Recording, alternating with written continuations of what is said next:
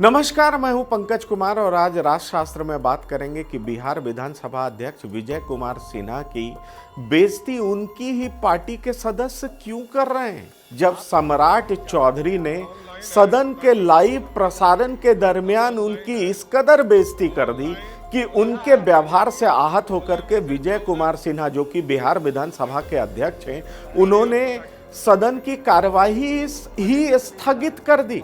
आलम यह हुआ कि बिहार के मुख्यमंत्री नीतीश कुमार को इंटरफेयर करना पड़ा और तब जाकर के विजय कुमार सिन्हा माने। और उसके बाद जब विजय कुमार सिन्हा सदन में आए तो जो विधानसभा चलाने की जिम्मेदारी यानी संसदीय कार्य मंत्री विजय चौधरी हैं, उन्होंने उनसे माफी मांगी और उन्हें भरोसा दिलाया कि भविष्य में इस तरह के घटना की पुनरावृत्ति नहीं होगी। और उसके बाद सम्राट चौधरी ने इस पूरे मामले पर खेद जताया।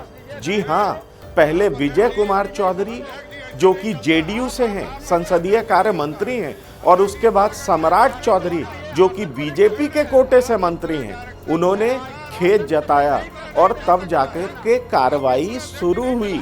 लेकिन क्या ये एक पहली घटना है? जी नहीं, बिल्कुल नहीं, ये तीसरी घटना है।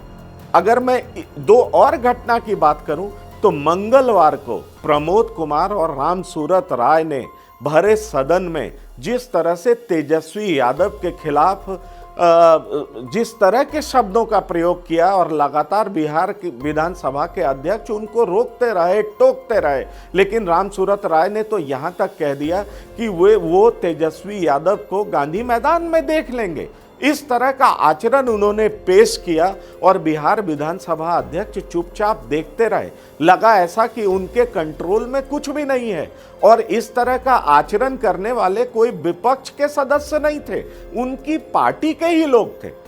और एक और घटना की बात करूं जो और भी इंपॉर्टेंट हो जाता है, वो ये है कि बिहार बीजेपी विधायक दल के नेता तारकिशोर प्रसाद, जो कि बीजेपी कोटे से उप मुख्यमंत्री हैं, उन्होंने तो बिहार विधानसभा अध्यक्ष पर यह आरोप मढ़ दिया कि बिहार विधानसभा अध्यक्ष लगातार एक नेता को प्रश्रय दे रहे हैं। जी हां, उनका इशारा साफ था कि वो तेजस्वी यादव को प्रश्रय दे रहे हैं। जरा सोचिए कि अपने ही पार्टी के अध्यक्ष, जिन्हें अध्यक्ष पद पर आसीन किया गया, वो है विजय कुमार सिन्हा, उनके खिलाफ अपने ही पार्टी यानी बीजेपी के ही मंत्री और सदस्य लगातार इस तरह का आरोप क्यों मढ़ रहे हैं? इसके पीछे की राजनीति क्या है?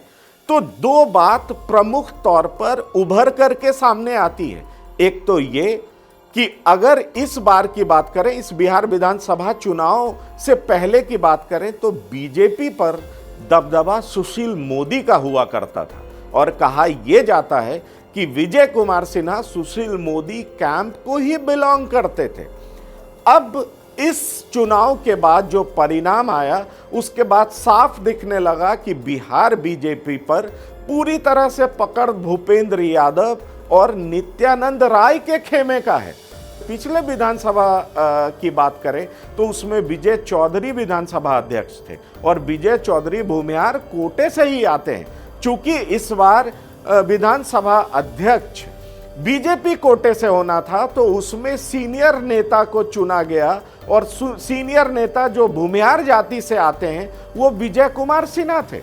विजय कुमार सिन्हा किसी तरह से अध्यक्ष पद पर तो बिठाए गए, लेकिन जो नित्यानंद राय और भूपेंद्र यादव दोनों का जो गठजोड़ है, दोनों का जो दबदबा है, उनके लिए, उनके लोगों के लिए विजय कुमार सिन्हा वो रेस्पेक्ट हासिल करने में कामयाब नहीं हो पा रहे हैं। इसकी वजह साफ है कि वो लगातार, अगर पिछले 20 साल की राजनीति की बात करें, जब से विजय सिन्हा ने प्रमुखता से बिहार में राजनीति शुरू की, तो वो सुशील मोदी के ही ग्रुप के माने जाते रहे। और यही वजह है कि इन दोनों खेमे के लोग, नित्यानंद राय और भूपेंद्र यादव, जो कि बिहार बीजेपी के प्रभारी हैं, भूपेंद्र यादव, तो इन खेमे के लोग उनको अपना नेता नहीं मानते। और ये भी बताया जा रहा है कि सम्राट चौधरी इन दोनों के बेहद खास रहे हैं और वो किसी भी प्रकार से विजय सिन्हा के सामने झुकने को तैयार नहीं थे, माफी मांगने को तैयार नहीं थे और उन्होंने माफी मांगा भी नहीं।